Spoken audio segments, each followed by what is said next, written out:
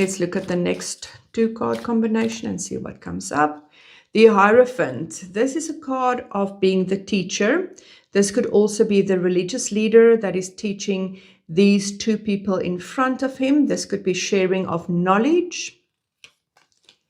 Together with the Ace of Wands. The Ace of Wands is a spark, a new idea, something that you want to take forward. It is an emotional or a passionate new idea. It's really the spark, the fire.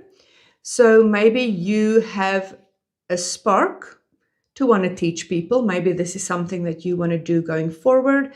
Maybe you are teaching and training very passionately. Or maybe you feel that you've got new ideas, new ways of doing things that you do want to train or teach people, or that there's a new way of looking at things and a new way of doing the old, the way that it has always been done, but mixing it up a bit and bringing in your own passion and style to change up what has always been done the same way and teaching in a different way.